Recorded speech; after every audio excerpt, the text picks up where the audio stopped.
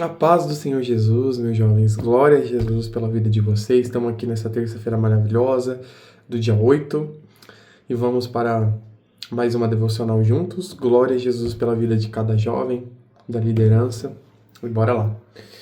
Eu peguei uma colinha aqui para não esquecer muito do que eu falei ontem.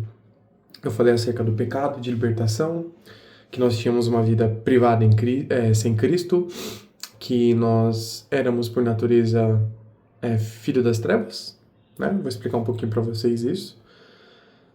Nunca fomos filhos de Deus, a partir do momento do pecado, né? Na qual Adão e Eva caíram. Falei um pouco sobre a suficiência de Cristo, falei sobre Gálatas, a respeito do batismo, falei sobre 1 João, acho que 1 João 2:20, sobre a nossa identidade em Cristo, falei sobre pecado, libertação, falei sobre diversas coisas, né? Então hoje eu quero entrar um pouquinho mais a fundo nesse tema, e o tema de hoje vai ser conversão e batismo. Por quê? Porque é muito claro vocês compreenderem acerca do que é oração de verdade e do que é o batismo, tá bom? Por quê? Porque é importante. A oração na Bíblia, ela parte da premissa de que eu sou um pouco... penso um pouco diferente. Eu tenho um entendimento diferente do que a maioria dos irmãos tem. Aparecendo aqui na nossa devocional hoje. Mas, então, o que é a oração? A oração, ela gera fé em nós.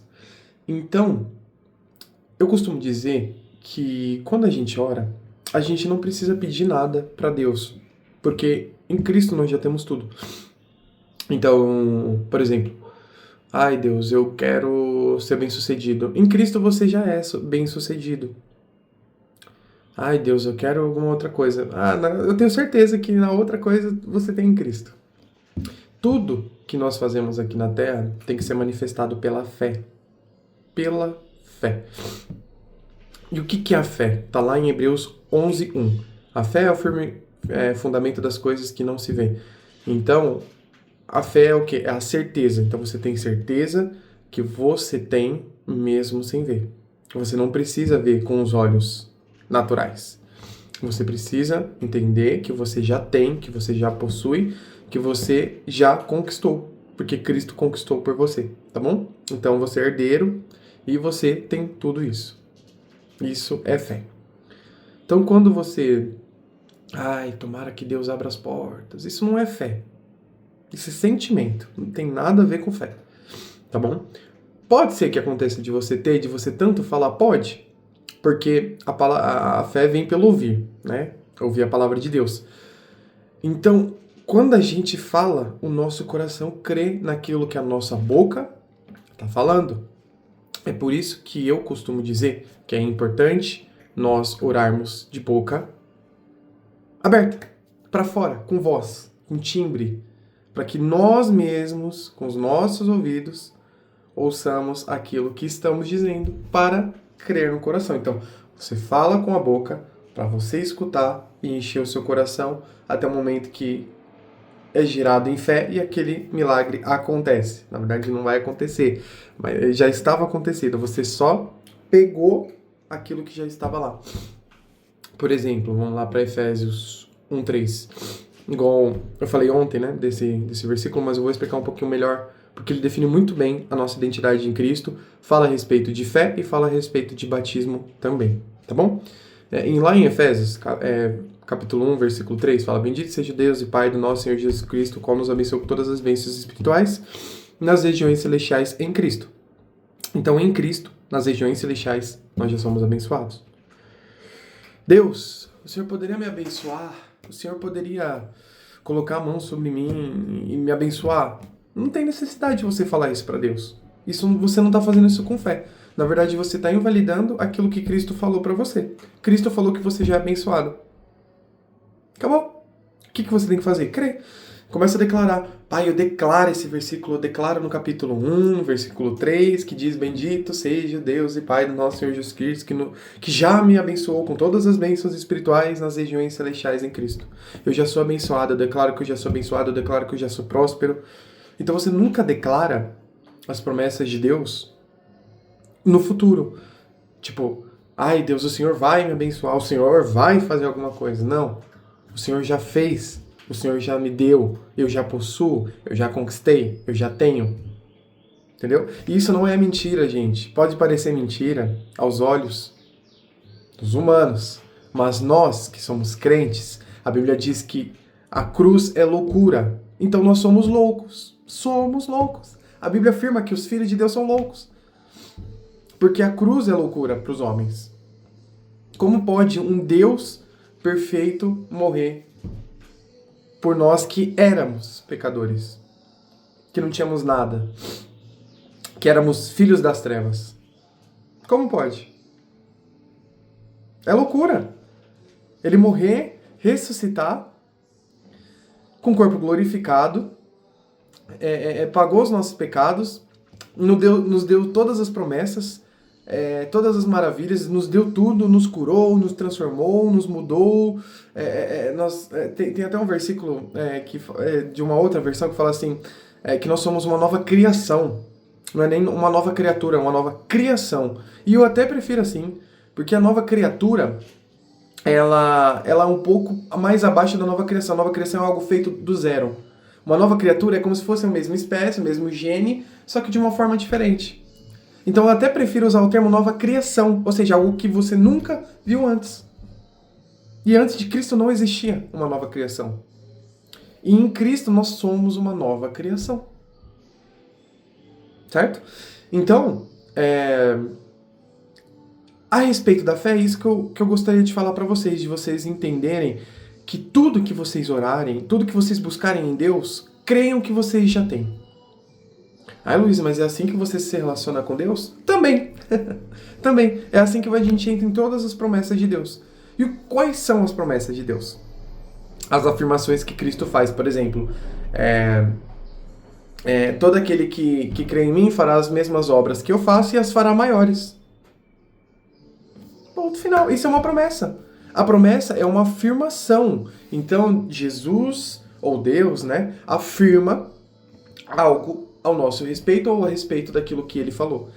Se ele falou que aquele que crê será salvo, então é uma promessa de Deus que quem crê vai ser salvo. Não está na Bíblia, quem crê e fazer coisas bonitinhas vai ser salvo. Não, a salvação é pela fé.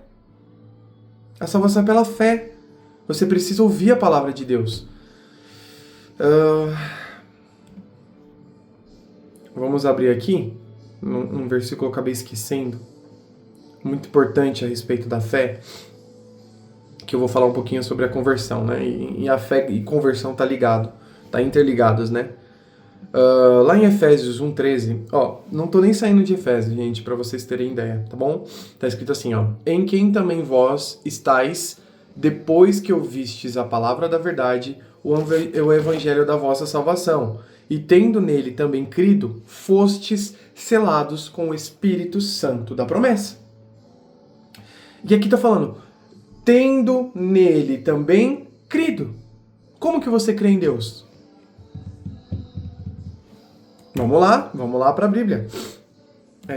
Deixa eu pesquisar aqui. Eu não vou cortar, porque senão vai dar um trabalhinho e talvez eu não queira atrasar muito a devocional para vocês. Está em Efésios 2:8. Aqui. Porque pela graça sois salvos, por meio da fé. Por meio da fé. E isso não vem de vós, ou seja, não vem da gente. É dom de Deus. Está escrito aqui, é dom de Deus.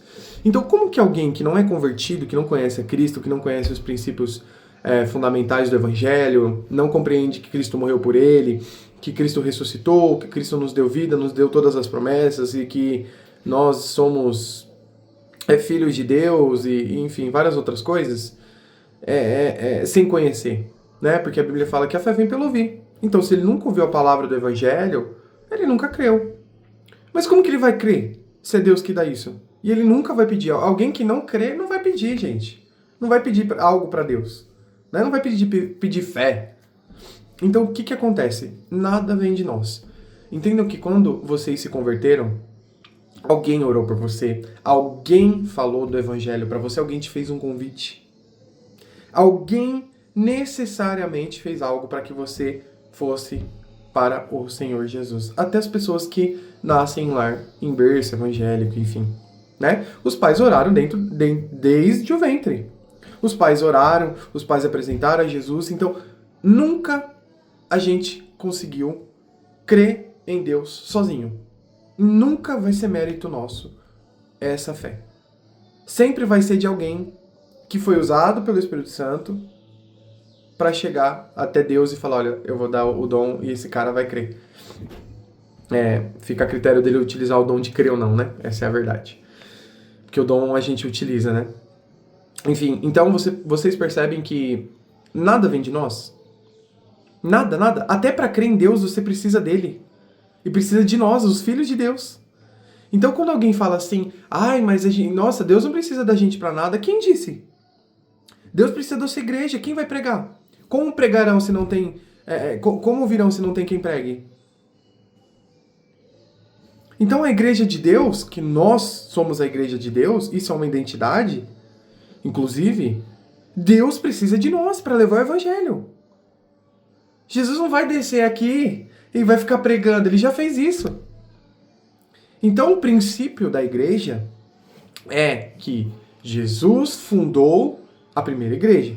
O primeiro membro da igreja foi Jesus Cristo, tá bom? Depois de Jesus Cristo, veio os discípulos, os 12 discípulos. Depois dos discípulos, começou os discípulos a pregar em casa, porque eles eram perseguidos, né? E então foi espalhando o evangelho com aquela perseguição, Coliseu, Roma, e aí vai, até os dias de hoje. Então, toda a obra vem de Cristo. Concorda? Se alguém orou por mim para que eu fosse, para que eu me convertesse, essa pessoa que orou por mim, alguém orou por ela, alguém fez um convite, alguém falou de Deus para que ela também se convertesse e aí por diante. Aí você vai até lá atrás e você vê que vai chegar em Cristo. Tá bom? Então vocês têm que compreender que a nossa identidade é Cristo. Tudo vem dele. Romanos 11:36. Dele, por ele e para ele foram feitas todas as coisas a ele, pois a glória eternamente. Amém. Então o ponto central do evangelho é Jesus. Jesus, Jesus e Jesus. Tudo fora de Jesus não presta.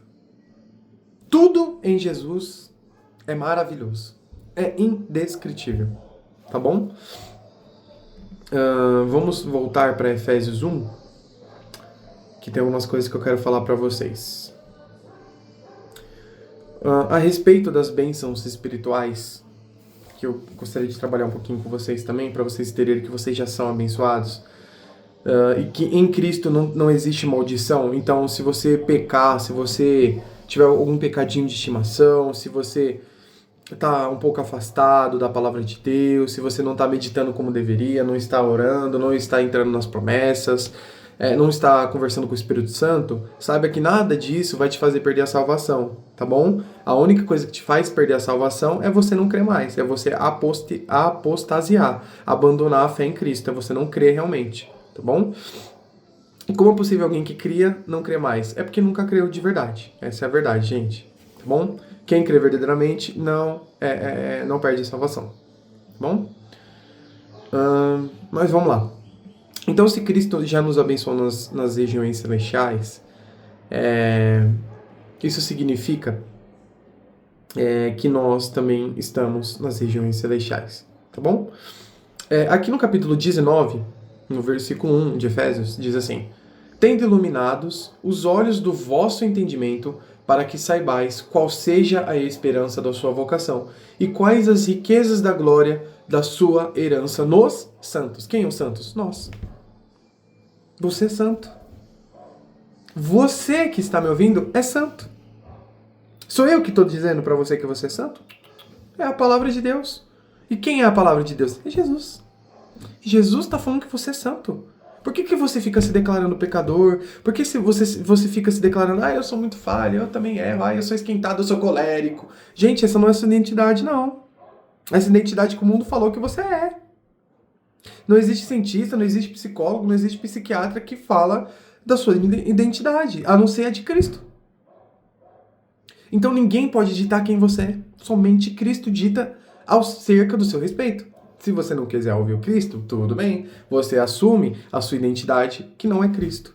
Você assume a identidade do mundo, tá bom? E aí você vai viver frustrado, cheio de derrotas, cheio de defeitos, vai continuar pecando, vai continuar no pecado de estimação, não vai adiantar de nada, tá bom? Porque tudo fora de Cristo não presta. Então, você tem que compreender e colocar no coração de vocês e acordar todo dia falando: essa é a minha identidade, eu faço parte de Cristo. A Bíblia fala que nós participamos da natureza divina. Vocês participam. Olha, vou pegar o versículo. Gente, isso aqui é muito sério. É muito sério. 2 Pedro 1,4. Deixa eu pegar aqui. Por intermédio destes, ele nos deu as suas grandiosas e preciosas promessas, para que por elas vocês se tornassem participantes da natureza divina e fugissem da corrupção que há no mundo causado pela cobiça. Vocês participam da natureza, da divindade do Pai, do Filho e do Espírito Santo. Pois é. Vocês têm ideia disso? Você participa da natureza do próprio Criador, da divindade, do Supremo de todas as coisas. Você participa dessa natureza. Então, eu tô falando da nossa identidade não para engrandecer a gente, mas pra gente começar a ter crenças corretas, crenças equivocadas te levam a atitudes equivocadas. Então a tua vida vai ser derrotada se você não compreender quem você é. Vai começar a distorcer a realidade na qual você não foi chamado para ser, e você vai começar a fazer coisas que Cristo não falou para você que você é. É por isso que tem tanta distorção de identidade, de gênero. Homem querendo ser homem, mulher querendo ser mulher, é porque essas pessoas não sabem quem elas são em Cristo. Elas não creem que Cristo a chamou para ser homem, para ser mulher, para ser uma mulher do lar, ou para ser missionária, ou para ser um pregador. As pessoas não compreendem esse chamado em Deus. E esse chamado em Deus é a nossa identidade. É Cristo que tem que ditar a sua vida, não é você. Não é o Papa, não é o pastor, não é o seu líder, não sou eu. Não é ninguém, é Cristo. É Cristo que vai ditar quem você é. Vocês têm que compreender que vocês são extremamente importantes. Vocês não são um pó da terra mais não, gente. Isso acabou, é Velho Testamento. É Velho Testamento, não existia Cristo. Nós éramos, por natureza, filho das trevas. Certo? Agora não somos mais filhos da treva. Quando nós cremos, nós nos tornamos filhos de Deus. Você é filho. Você faz parte da igreja, do mesmo corpo que Cristo. O corpo físico mesmo. Porque Jesus subiu com o corpo glorificado, meus amados. Com o corpo glorificado, com carne e osso. Os discípulos tocaram nele e ele subiu. Com o mesmo corpo, gente. Vocês estão entendendo? Vocês participam do corpo santo da divindade do Filho. Nós somos um só com ele, é o que a Bíblia fala. Podem pesquisar. Que eu não lembro de cabeça o versículo agora. Nós somos um só com ele. E Paulo fala, acho que é em 1 Coríntios ou 2 Coríntios, não me lembro agora, ele fala, como pode porventura alguém se prostituir e sujar Deus? Pode porventura Deus ser prostituto? De maneira nenhuma. Então se você continua se prostituindo, se você continua com o seu pecado de estimação, meu querido, tá errado. Você não compreendeu nada acerca do Evangelho. Não compreendeu. Você precisa crer nas promessas, entender a sua identidade em Cristo e começar a declarar elas. Você já é liberto, não existe pecado de estimação na sua vida, não existe problemas, não existe obstáculos nenhum. Nenhum para você. Porque Cristo já venceu tudo isso. Os traumas do teu passado não podem ditar do teu presente e do teu futuro. Você não pode viver por traumas que por Cristo já foram vencidos. Você acaba dando um poder legal na qual Satanás já não tem há mais de 2000 anos atrás. Não dê um poder que Satanás não tem. A única coisa que a gente pode fazer de errado é dar um poder ilegal para Satanás. É só isso, gente. Não deem esse poder pro diabo. Não deem. Não deem liberdade para ele. Deus já te libertou, já te salvou, já te curou, já te transportou para o reino da luz, já te colocou nas regiões celestiais, você participa da natureza divina. Em 2 Pedro fala que nós temos tudo que diz respeito à vida e piedade, nós somos mais do que vitoriosos, é muito mais do que o primeiro lugar, como eu já falei ontem, né? Tudo isso. Enfim, vocês têm que começar a declarar, não só a estudar e ouvir ou falar, mas colocar em prática. Pai, eu declaro que eu sou curado. Pai, eu declaro que eu participo da natureza divina. Pai, eu declaro, eu sei que eu sou importante porque eu estou levando o teu evangelho. E eu não sou importante porque eu sou alguém maior que o Senhor. Não, não. Mas eu sou alguém na qual o Senhor me deu todas as coisas. E por essas coisas que o Senhor me deu, eu faço por você, para você e para tua glória. Acabou. E não é errado a gente entender que a gente é, não. Isso não é questão de soberba, não, gente. É de entender a sua identidade em Cristo. Para que você não tenha crenças equivocadas, para que você saia do pecado, para que você comece a manifestar pela fé as promessas de Deus. Por exemplo, você sabia, como eu já falei, que você pode fazer as mesmas obras de Cristo e pode fazer até maiores obras do que Ele? Nossa, Luiz! Eu posso fazer mais que Jesus? Pode! Pode! E vai fazer. Porque é o que Jesus diz que você vai fazer. Não é porque eu tô falando, é porque Cristo falou. Não tem aquela frase, se Deus é por nós, quem será contra nós? Pronto. Se Cristo falou, quem vai ser contra? Ninguém. É a palavra absoluta. Então, meus amados, vocês são importantes para Cristo, para Deus. Vocês são importantes, vocês não são ninguém, não. Vocês são alguém. A sua identidade é Cristo. É engraçado, eu não gostaria muito de entrar nesse assunto, porque já está meio estendido. Eu nem falei de batismo, gente. Não deu nem tempo, né? O Espírito Santo vai falando, enfim, vai fazendo as coisas e vai indo. Mas enfim, e alguém... Eu costumo dizer, eu não queria entrar muito nesse assunto, mas eu não gosto dessa questão de eu ser pecador, né? Eu não aceito, eu rejeito essas falas acerca das pessoas que creem em Cristo. Porque em nenhum momento da Bíblia você vai ver isso, a não ser na qual 1 João fala que aquele que diz que não tem pecado é mentiroso e é do diabo. Tá bom? Mas eu creio que aquele contexto ali de 1 Pedro, ele tá falando para quem não é de Cristo, tá bom? Porque em 1 João, no capítulo 3, ou adiante, ele fala totalmente ao contrário, ele fala que aquele que peca é do diabo, né? Então... quando você for ver uma coisa não bate com a outra, você vai ver o contexto, então realmente não faz sentido você se auto-chamar pecador. E nem quando Paulo fala em Romanos 7, que é uma outra explicação também. Que aí não cabe a nossa devocional aqui da semana, tá bom? Mas enfim. Então, quando alguém fala assim, Luiz, então você não peca? Sabe o que eu falo? Se alguém me pergunta isso, eu falo, eu faço o que Deus diz que eu faço. Eu falo aquilo que Deus diz ao meu respeito. Então... me autodenominar pecador não existe. A minha identidade não é de pecador. A minha identidade é de santo, de amado, de irrepreensível, mais do que vitorioso, fazer as obras maiores que é de Cristo, curar, salvar, libertar, expulsar demônios, ressuscitar mortos, servir, amar. Todos esses é o fruto do Espírito. O fruto e os dons, né? Entendeu? Então não aceitem, rejeitem a identidade que o mundo coloca para vocês, que doutrinas de homens que colocam sobre você. Isso nos faz crer errado. A gente começa a pegar a identidade que não é nossa. E a gente começa a crer que a gente é aquilo. E pela sua fé, você vai dar um poder legal para Satanás, você vai, sou pecador. Aí todo dia você vai pecar. É normal, todo dia eu peco, todo dia eu falo, meu querido, tá errado. Vamos lá para 1 João.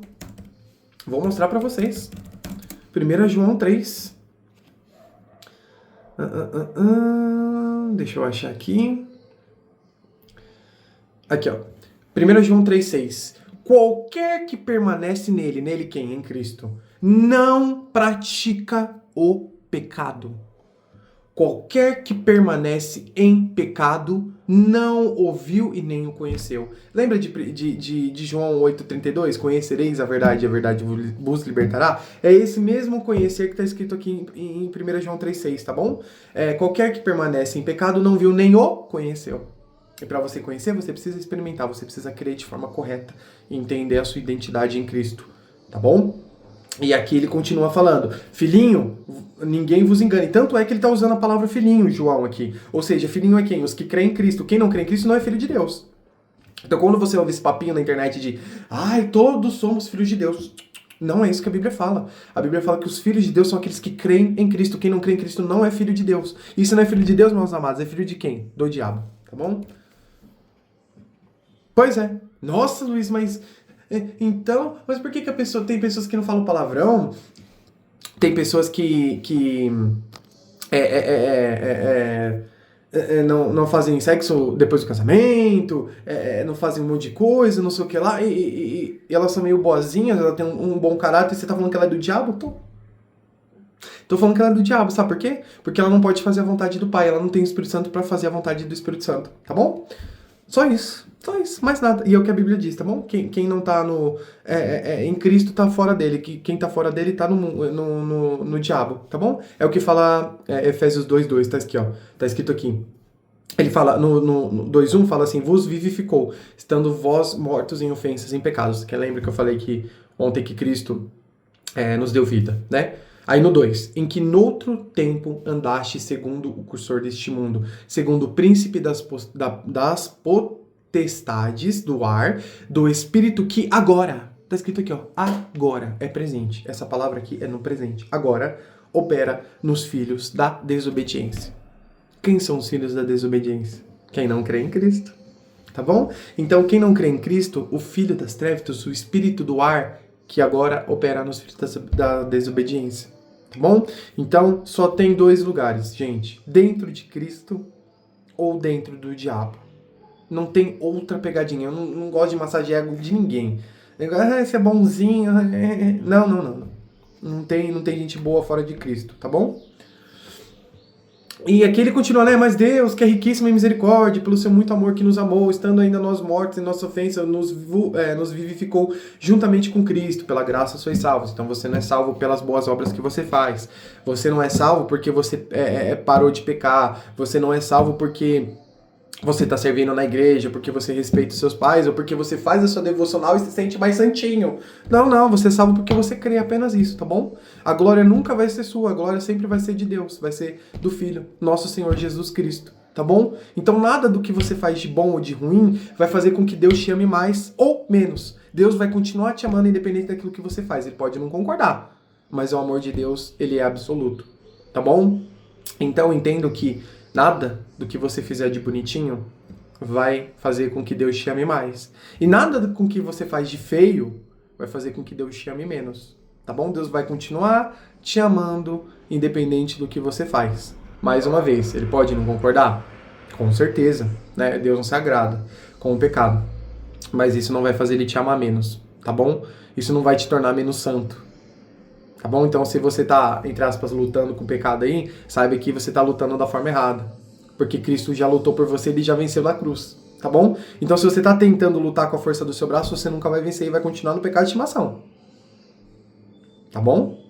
Vai continuar. Eu falo por experiência própria de alguém que ficou 7 anos no pecado de estimação. E só foi liberto quando entendeu que eu não faço nada com a força do meu braço, porque Cristo já fez tudo por mim. Eu parei de invalidar a cruz de Cristo. Eu invalidava a cruz de Cristo, eu queria fazer as coisas do meu jeito. Eu falava assim, olha, eu vou parar de pecar porque isso não te agrada, então eu vou parar de pecar. Tá errado, meus queridos. Você não vai parar de pecar, você já não peca mais. Você tem que crer e falar, Deus, o Senhor já venceu por mim.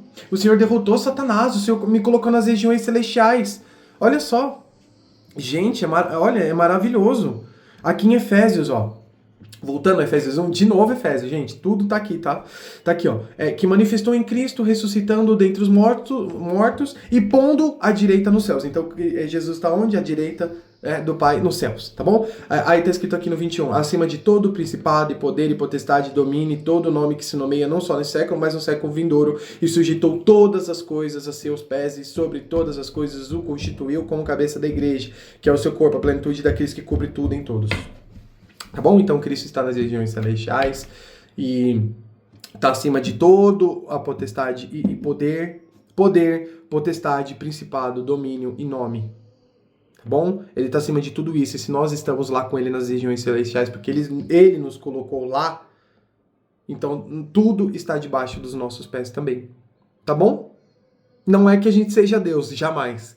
Mas a gente participa do mesmo corpo de Cristo, a gente é um só com o Filho, com o Pai, com o Espírito Santo, nós participamos da natureza divina e tudo também está sujeito debaixo dos nossos pés. Então esse é o poder que a igreja tem. E a igreja não faz, não manifesta isso em fé e não crê que de fato nós temos esse poder. É por isso que o mundo parece dominar, o mal parece dominar, as trevas parecem dominar o mundo.